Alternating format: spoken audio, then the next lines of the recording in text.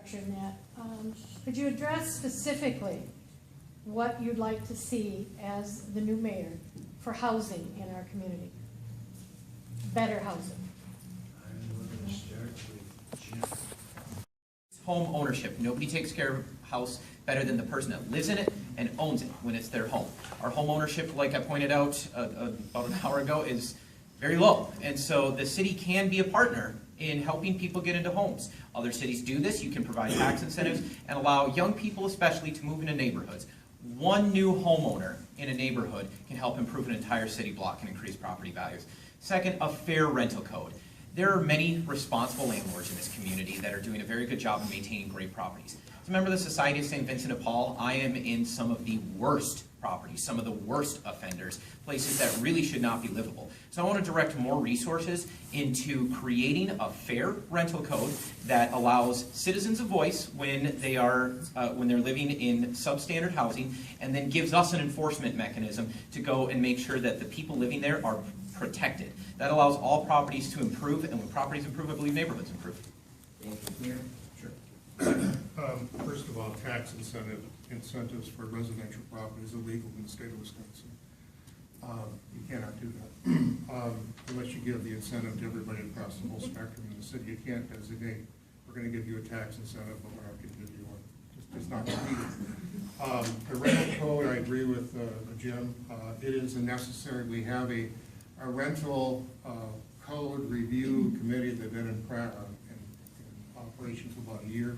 They're bringing forward new requirements for rental properties and compliance, as well as the responsibility of landlords.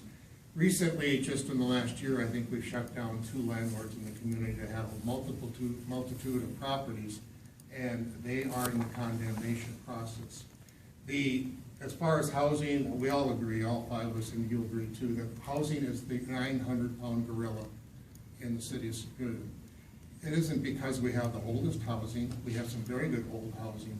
But the fact of the matter is that we haven't been able to keep up with the new housing and the housing that some people may want. So what happens?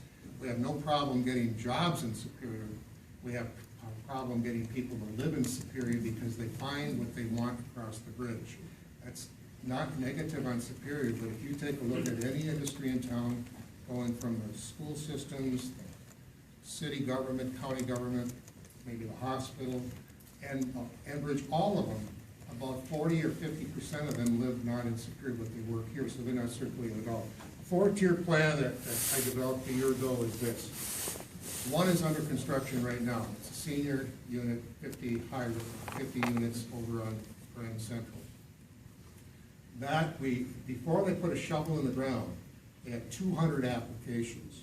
And most of those applications, at least a half of those applications, were from people who want to downsize out of their home and move into an apartment. Tier 2 is those people downsizing offers younger people to buy in the neighborhoods and regenerate the neighborhoods. That's what's happening in our neighborhood right now. Tier 3 is what's happening out at Spartan Way or Spartan Circle. There'll be 33 single-family building sites open up this spring with that particular part. And Tier 4 is new subdivisions of higher value market. Wouldn't it be a shame if people came and built $750,000 homes in town? You're seeing that happen in certain areas of town. We need more of that. So we need to have a 4-tier plan.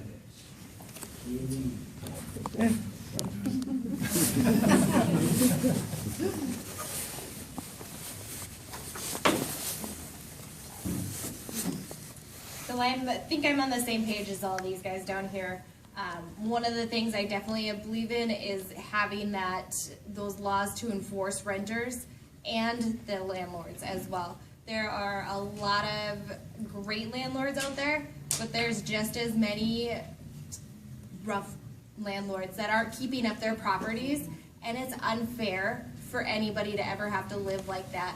And rent is not cheap. I rented for probably 7 years of my life, and they're expensive. And to be paying for so much money for a very low living is awful. So part of my plan is to have that affordable, family-friendly housing so that people feel like people my age can come in, they can raise a family here without having a lot of money to spend to get a nice house.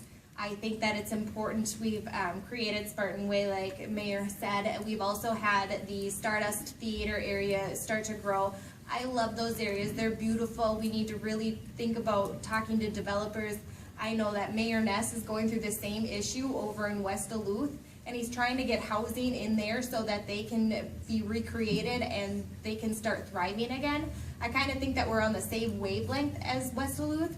So really working with Mayor Ness and kind of partnering with them, say, hey, we have the same situation, but we have so much to offer over here, so we can talk to those investors and have them work with us as well. Thank you. Mike?